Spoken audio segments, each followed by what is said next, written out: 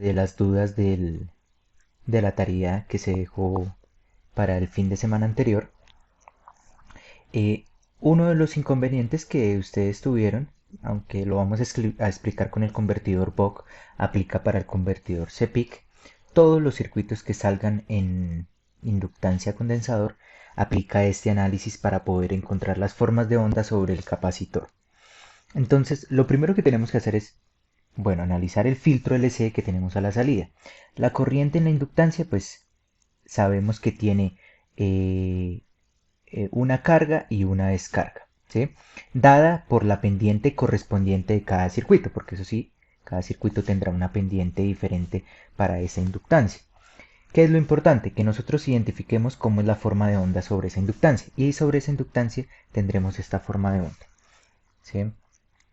Entonces, eh,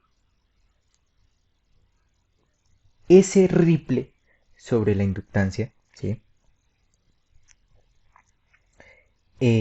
Este ripple sobre esta inductancia lo va a ver el condensador, solo el ripple, porque nosotros sabemos que la corriente promedio sobre el condensador es cero, ¿sí? Entonces, si solamente llevamos este ripple a, digamos, si en la parte del promedio, pues esa es lo que va a ver el condensador, ¿sí? O sea, este filtro lo que, digamos, lo que aplica es que hay una corriente, un ripple de corriente sobre un DC en la inductancia y el condensador ve ese ripple sobre la inductancia, ¿sí? Entonces, nosotros tenemos que el condensador, ¿sí? Tiene un ripple de corriente, ¿sí? Ese ripple de corriente, ¿sí? Si ustedes observan, es diferente a la corriente sobre los otros condensadores, ¿sí? O el condensador 1 del Cook, que fue el del trabajo, en el cual pues era un voltaje, perdón, una corriente constante y después una otra corriente constante pero negativa. Entonces, al ser diferente esa forma de onda sobre la corriente en el condensador, pues tendremos otra forma de hallarlo, ¿sí? Entonces, uno de esos es a través de la carga del condensador, el total de carga que tiene el condensador. Y ese total de carga en el condensador, pues se da bajo esa área bajo la curva de la parte positiva de la corriente en el condensador. Entonces, si el capacitor, ¿sí? O bueno, si el ripple del voltaje en el capacitor es pequeño, entonces, pues el ripple en el voltaje del condensador, o sea, digamos, si ese ripple es pequeño, pues quiere decir que esta variación es pequeña, ¿sí? Ahora, si nosotros tenemos la función de corriente en el capacitor, podemos obtener la función de voltaje en el capacitor. ¿Por qué? Porque si ustedes observan, bueno, siempre va a estar sobre un DC, pero ¿cuál es la forma de onda? Entonces, cuando la carga, ¿sí? Mire que si la corriente es negativa en el condensador, pues tendremos una función parabólica, no senoidal, parabólica, mientras, bueno, parabólica decreciente, mientras la corriente es negativa. Ahora, mientras la corriente es positiva, tendremos una parábola creciente, ¿sí? Tenemos una parábola creciente. Y obviamente eso estará en función de cada uno de estas eh, pendientes, porque en este caso es una pendiente positiva, pero la corriente es negativa. Entonces tenemos una parte de esa parábola. Y tendremos después otra parte, una parábola, digamos que decreciente, en el rango en el que la pendiente sea negativa. Y si ustedes observan, pues nosotros podemos encontrar el ripple en función del valor máximo y el valor mínimo, ¿no? Listo. Ahora, ¿cómo podemos encontrar ese ripple? Ya sabemos este triángulo, ¿sí? Desde dónde hasta dónde va.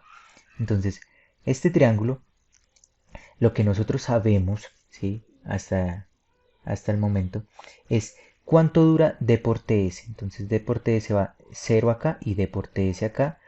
Y 1 menos D por TS desde acá hasta acá. ¿Sí? Eso es lo que nosotros conocemos. Entonces, para que la corriente promedio en el condensador sea igual a cero, esta área tiene que ser igual a esta área, ¿sí? para que la sumatoria pues nos dé cero y la integral de valor promedio nos dé cero. Por lo tanto, si eso se cumple así, sí o sí, la base de este triángulo debe ser la mitad del periodo de conmutación. ¿Listo? Eso lo debemos tener claro. Entonces, si nosotros sabemos, ¿sí? A partir de esa carga del condensador, entonces sabemos que la carga del condensador es C por eh, el, el diferencial de la altura, ¿no? Eso lo conocemos. ¿Listo? Entonces podemos despejar y encontrar ese valor del condensador. Entonces, nosotros sabemos que si queremos encontrar la carga, pues la carga es igual al área bajo la curva de este triángulo. ¿Y cuál es el área bajo la curva de ese triángulo? El área bajo, o el área de un triángulo es base por altura sobre 2. Entonces, eh, base, altura, ¿sí? Sobre 2. ¿Sí? ¿A qué es igual la carga? ¿Sí? Nosotros sabemos que carga es igual a C por el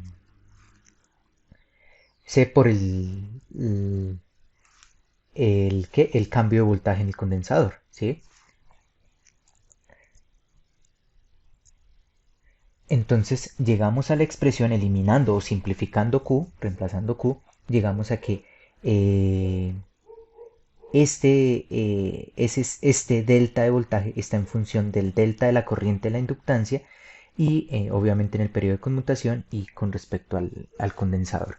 Ahora, algo muy importante acá, pues simplemente despejo C y puedo encontrar el valor de C en función de los ripples, ¿sí? Y también podría reemplazar, saber conocer ese ripple y reemplazarlo acá por una relación conocida. Ahora, este es muy importante, ¿por qué?